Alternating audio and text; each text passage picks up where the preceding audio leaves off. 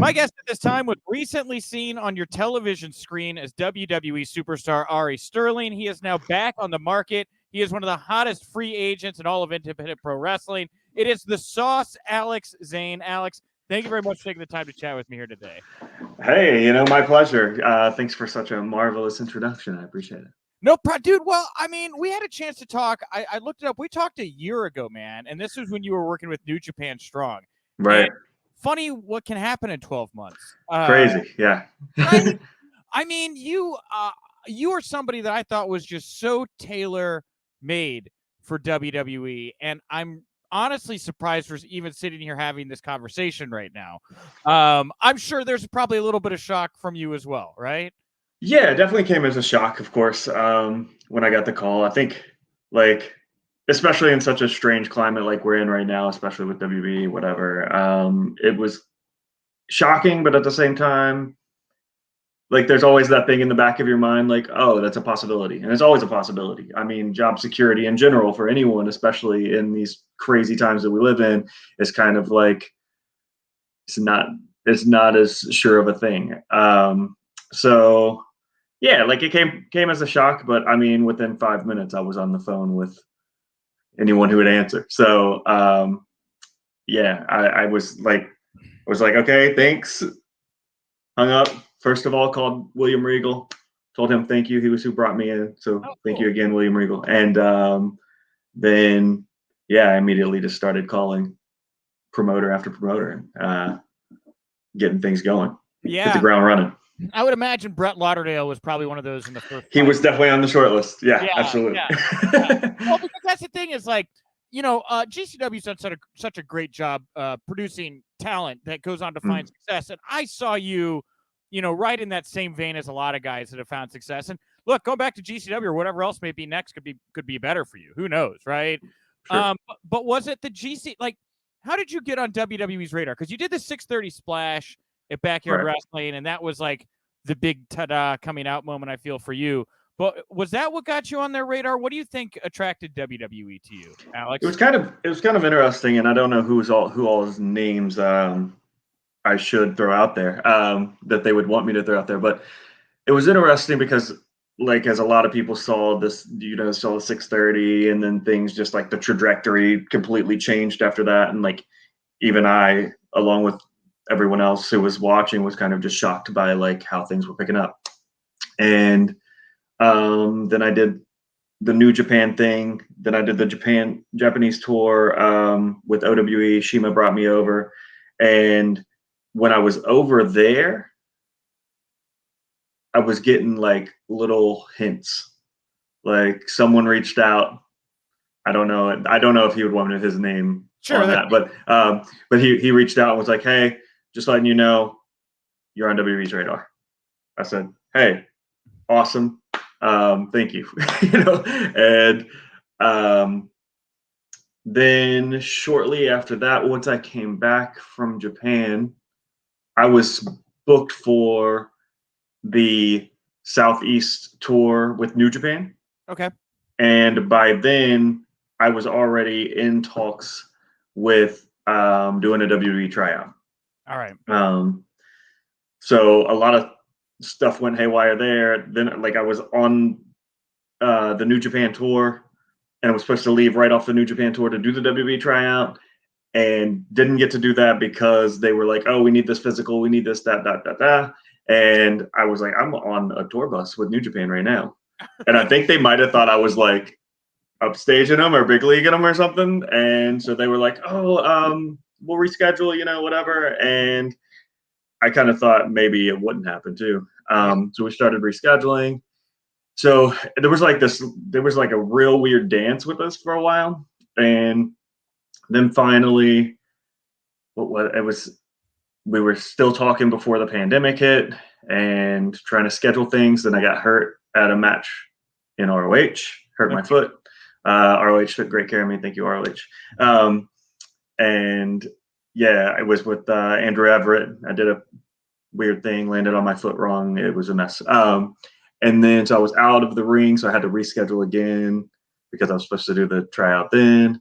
And then as we're trying to get it scheduled again, the pandemic hits. It sounds stressful. Is what it was a little stressful. It was a little stressful. But at the same time, I mean, things were going really well anyway, so I wasn't too stressed then, and I think that's like I'm in a very fortunate position now, because coming back off of a cup of coffee in the big time,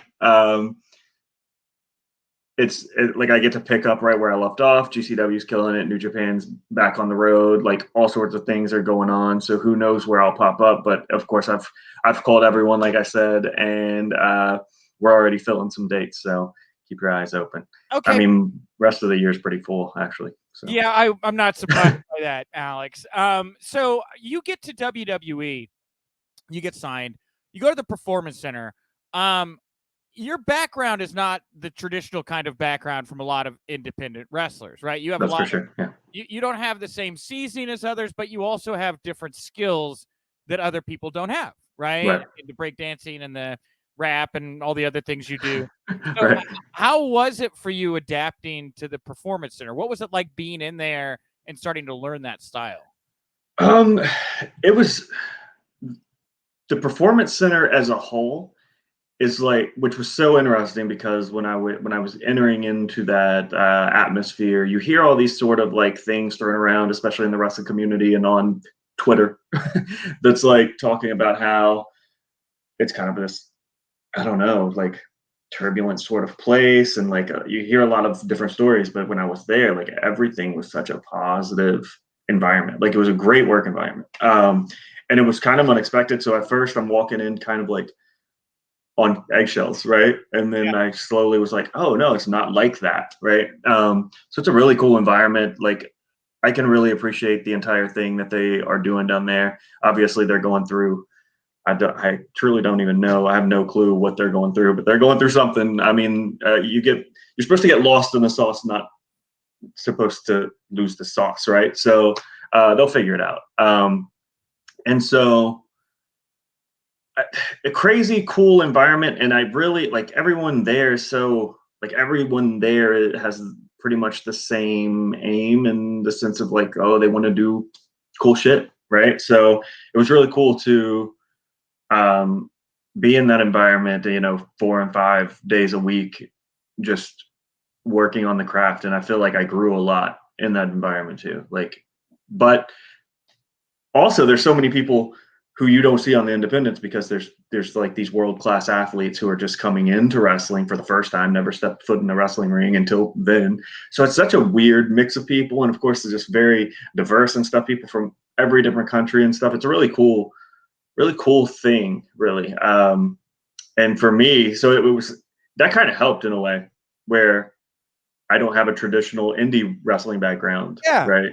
Like mostly backyard stuff, yard boy, barely trained, just pulling it out of my ass, really.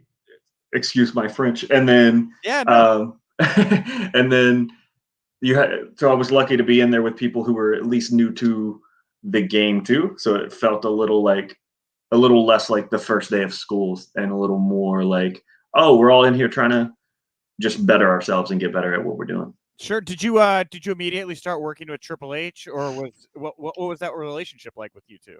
No. Actually, didn't spend a lot of time with Triple H. Of course, I was around him for TV and stuff like that, which is like his main focus. Of course, I was around the coaches mostly, the Steve Carinos and Coach Bloom and Ace Steel. He was like my coach the majority of the time I was there, and Sanjay before he left, Brian Kendrick. Like I love all these guys, and Scotty Tuhati, he's my dude. So that was mostly my relationship there, and then I started, of course, getting a relationship with like the producers and stuff like that. So shout out to Foley and all those boys, but everyone's super cool. Like it's kind of a shame that things are where they're at right now. Hopefully, they find some steady footing and less people have to kind of fall off. Because like I said, I'm in a fortunate position because I was already eating on the indies. Right. So I'm, yeah. And then, but some of these people are like from an athletic background who have never worked the indies, and now they're pretty damn good wrestlers, and they're having to go navigate this for the first time and just figuring that out. And you know how the indies can be. It can eat you alive if you let it, you know. Yeah. There's definitely a couple people I've talked to since leaving the company that are in that position who have never done the indies. And they're like, who do I talk to? What do I do? And I'm like, well, if I do it for you, that can be bad. So Yeah. maybe you need to. That's a couple of boys that got released in my class of releases as opposed to classes of new hires. A couple of the boys, they came from an athletic background and stuff, and I just reached out and was like, hey, like if you're looking to navigate the indies, if that's something that you're even considering, feel free to reach out and I'll help you the best I can, because I know how that can be. I know how that was even for me, because I came up in kind of two different eras too. I was doing the indie thing way back as far as 2005, which is when I debuted. And then, of course, everything's different now compared to then. Back then, it was just a bunch of old heads running shindies in Georgetown, Kentucky, and whatever. And there was no pay, really. Like that was the real hot dog and handshake days. Like really. Yeah, for sure. And like that's why I'm again, and we'll probably have shades of this throughout it, but like I'm again surprised they weren't able to capitalize on your organic momentum. Like you say, there's a lot of talent that comes in. They need to be judged up or whatever, but there's certain people that come in that already have cachet and that fans are like into. So with you, you did spend some time at the Performance Center, but you were pretty quickly put out on 205 Live. How did you feel about being added to that brand as opposed to getting like the traditional kind of NXT debut and run? What was your reaction to that? You see some of the people like Trey Baxter, formerly known as Blake Christian. You see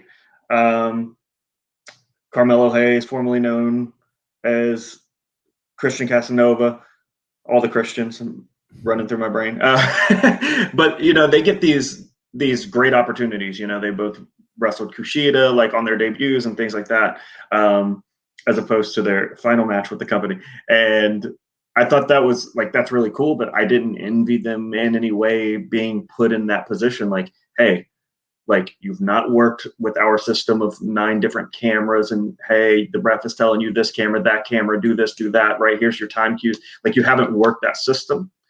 And so like really getting on 205 and getting to get my feet wet and getting to work with so many people that had done it, the Tony Neses, the Ari Davaris, the Bollywood boys, like all these guys who like, they just really like helped me sort of ease transitionally from, okay, I'm just this indie guy to like, okay, here's how you do a larger production sort of thing. So, so to answer that question, like I thought the 205 thing was really cool. I think a lot of people were like, oh, they're misusing him or whatever the case may be. People have their opinions on anything.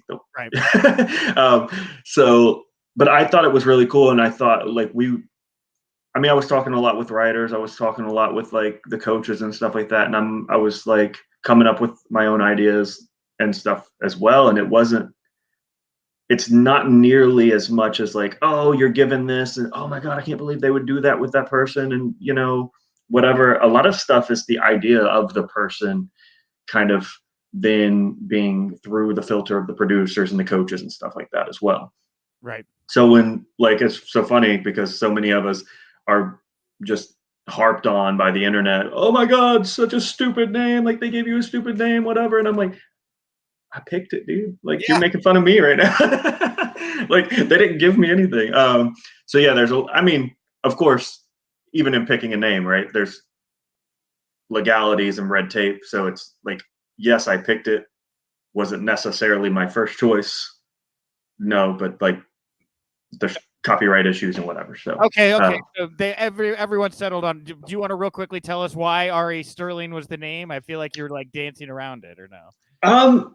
Well, Ari Sterling was the name. It's funny because someone actually like commented and they like, it was like a snide comment. And I was like, man, they nailed it. But Ari Gold was a just character that I really liked out of Entourage. Sure. And Ari Gold, Ari Silver, Sterling Silver. That's pretty much how it came about for me. Yeah.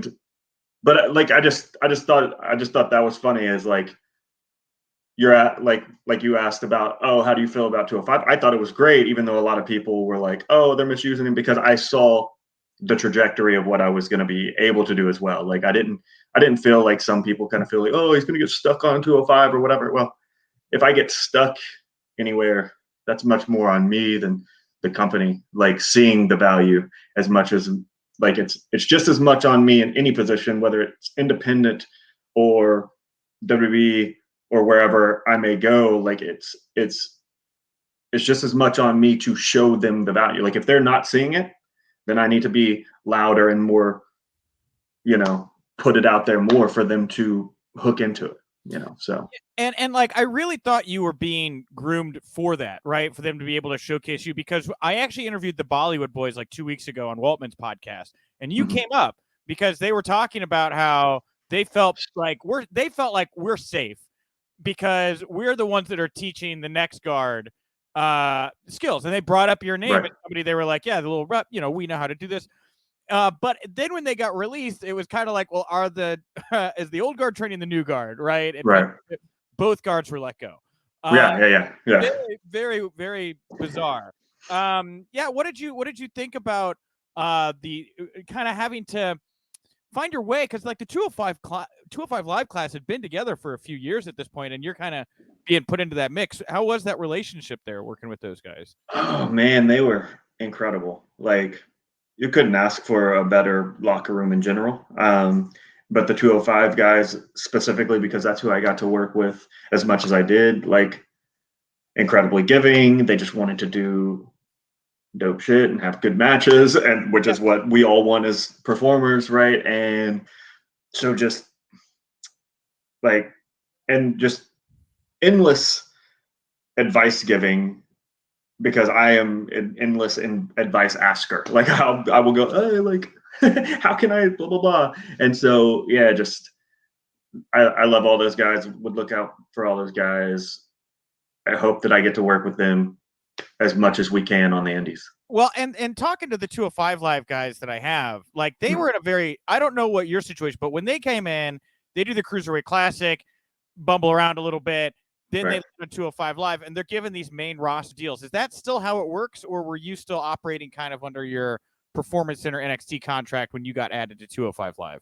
I was still Performance Center contract, like I guess the developmental contract or whatever it was. I believe, and I don't want to speak for the company, of course, but I believe that 205, when it kind of became this NXT brand, that, like, of course, the people that were grandfathered in off of their main roster contracts were still there doing that thing, and then the newcomers were still going to be off of the PC contracts, because now that it was and I mean, I could see, I don't know this, I don't, this is just like hearsay, but I could see them changing slowly out of the 205 idea and making it more of like, what is that? The main event for NXT, right? Like what is it, Saturday main event of NXT. I could see them like rebranding, whether it'll still be called 205 or something, I don't know, but I could see that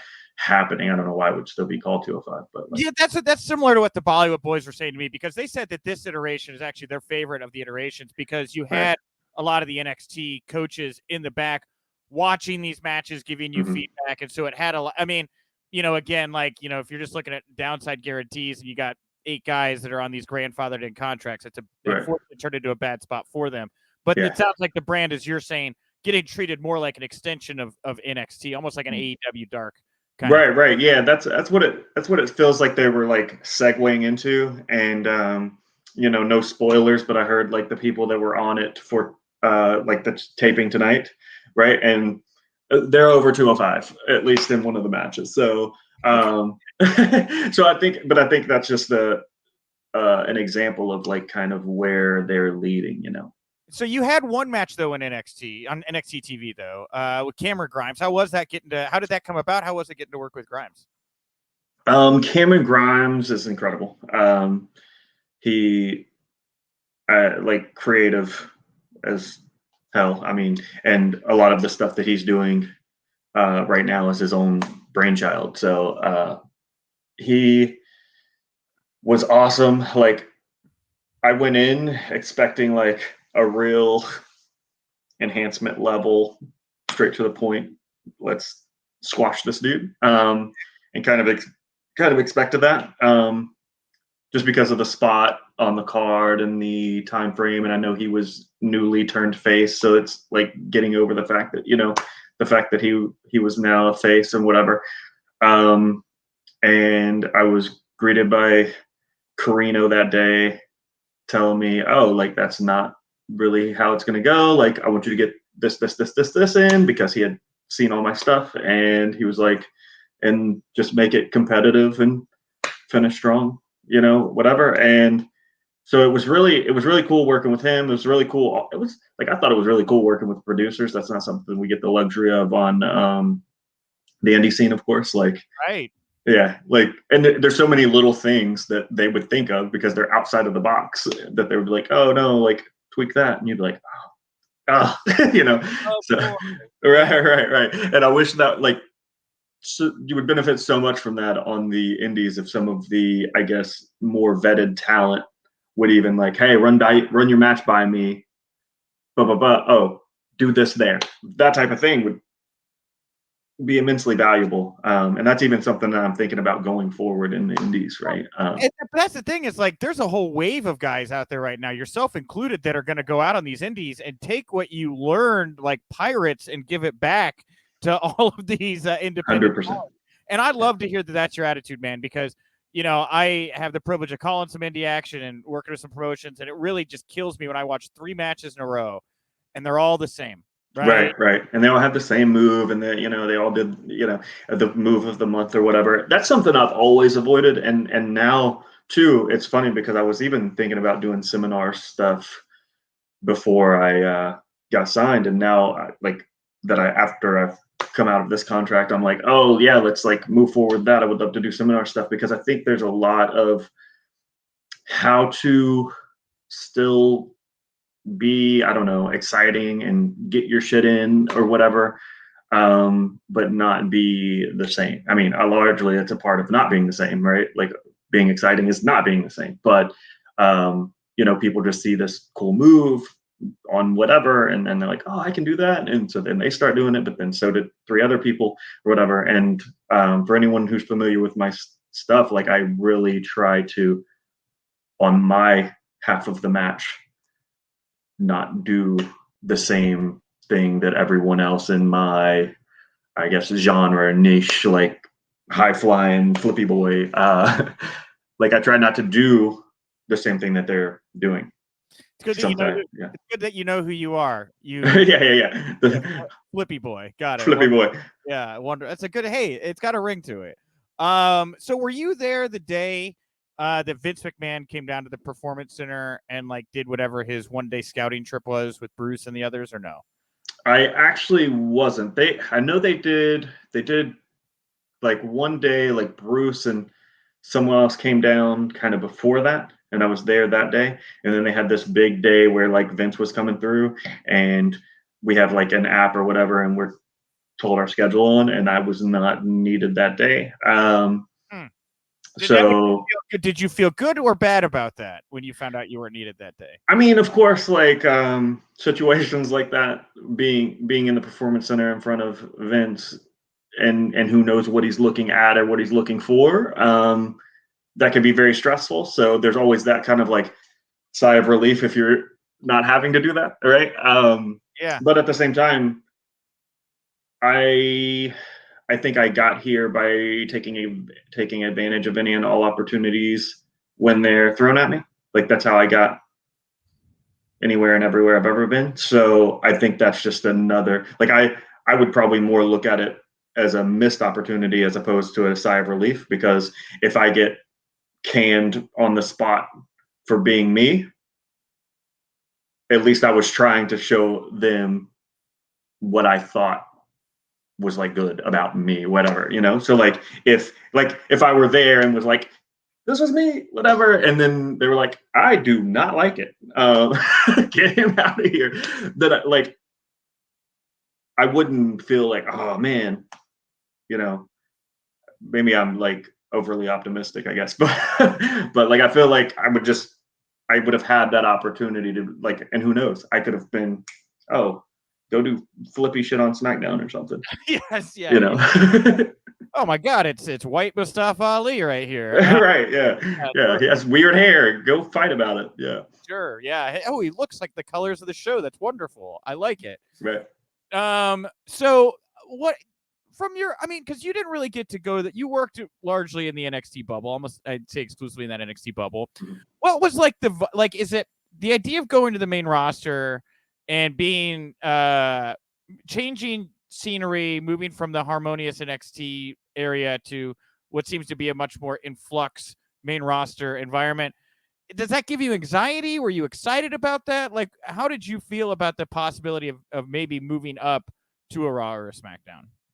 I think that's always sort of the goal. I mean, at least for me, I think that's how my silly little taco-filled brain works, is just like onward and upward always, whatever that may mean. So if that's I'm on 205, okay, next steps NXT. Once it's NXT, next steps whatever championship, whatever main event, whatever takeover, whatever biggest, best that I can get to. And so obviously you're not doing much on WrestleMania or whatever biggest show unless you're main roster, right? And you're not. So like, I think that's always just like my mentality. Just more and more and more. So for me, it didn't give me an anxiety, but at the same time, I knew going in, and I know now where I was as far as skill level and presentation. And okay, maybe I didn't know exactly what I needed to figure out, but now I'm in like the Harvard of wrestling, so maybe I can like they can find the holes that I know are there. Like I know there's a leak in my boat. Help me find these holes and we'll fill them, right? So yeah. So I was trying to get ready for such things, but I wouldn't have ever wanted to be like, hey, straight to the main roster. And I'm like, whoa, am I ready? Like I wouldn't, like I'd much rather feel like, yeah, I'm ready for that. Right. So, and I was 100% getting exactly there when things went the way they went. And like every single match, every single day in the PC, like I was feeling more comfortable, more confident. Like my promo game was going crazy. Writers were liking it, coaches were liking it, stuff like that, which I can't wait to do on the indies because I never did that on the indies. So there'll be a lot of that to come. So yeah, more spoke with your actions and flippy tricks. Right. Yeah, the flippy guy. Got it. Yeah, I knew what I was paid for. Don't jump off something. It's just flippy guy / talkie guy now. That's good. Yes. Yeah.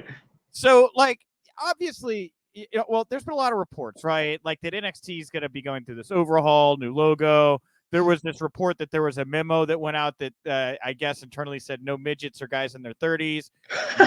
You're half of that. So, yeah. Did you others around? Did you get the feel something was shifting, changing, kind of towards the end of your tenure with WWE, or no?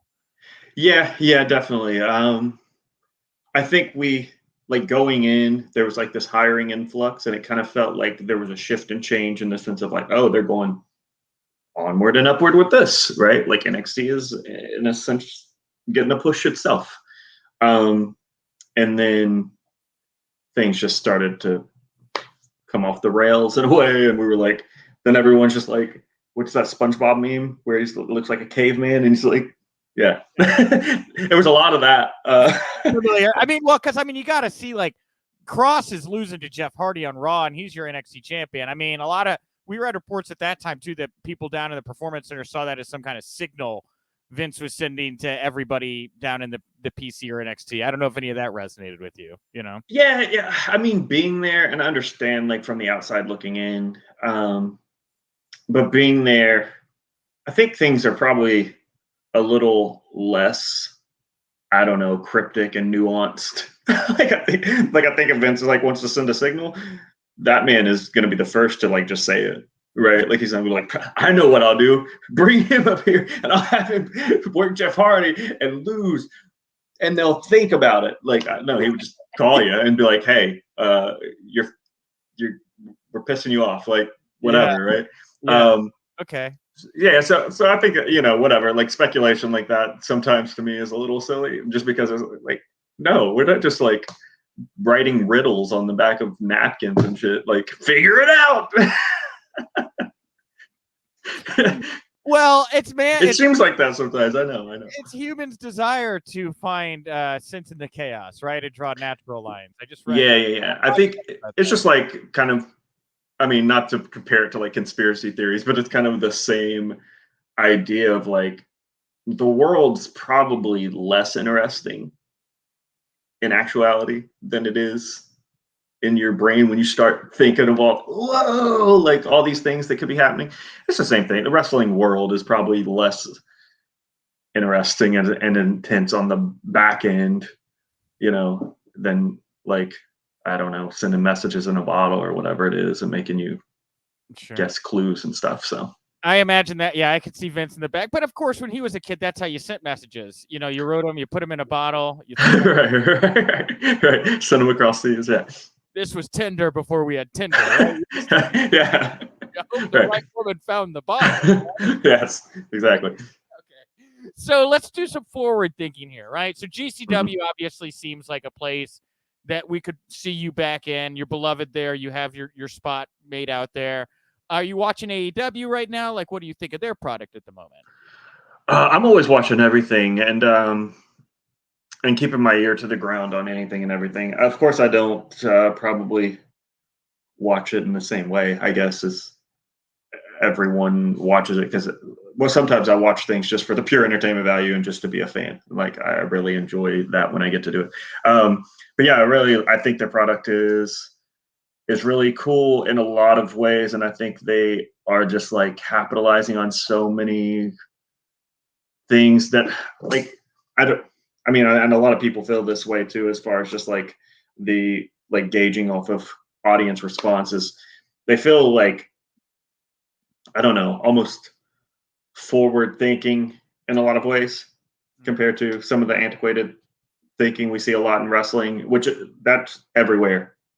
Not WWE, like indie wrestling, everything. Like, they're a little more, they got it a little more together when it comes to like certain marketing tricks or social media gimmicks or whatever it might be. And I think and then in the infrastructure of like their business model and working with the boys as opposed to kind of against the boys, really. Sure. I think that's helping them immensely. So I think their product was really cool. Like, I look around and see so many just cool things happening in wrestling right now. You see so many companies working together and all the boys like putting over the forbidden door and stuff. And I'm like, yeah, I love doors. Like, I'll flip through it. Let's do it. I love doors. I will flip through them. Yes.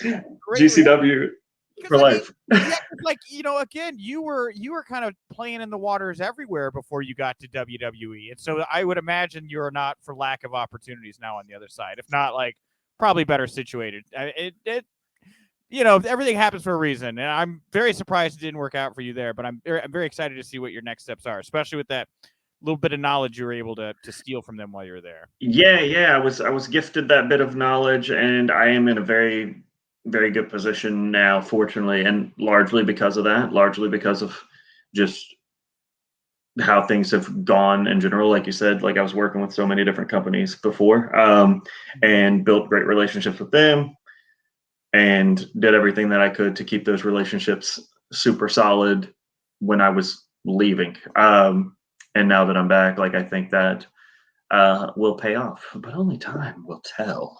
Yes, it will. All right. Well, what a tease there. TikTok. Right. Alex, what do you? Where can people go find you, follow you, support you, all those great things right now, man? You can find me anywhere and everywhere under that little @Ari Sterling WWE for the time being. That'll probably change within the next week or two. They do that on the back end. Thank you to them for taking care of that, because I have enough password and username headaches. But until it will change to @AlexZayne again, and it'll just be just like it's spelled right there on the screen. I'm trying to. My stuff is backwards. Okay. I kind of got it.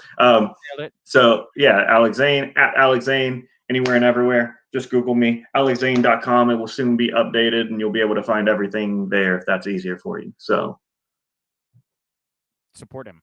Go subscribe. All right. Support me so hard.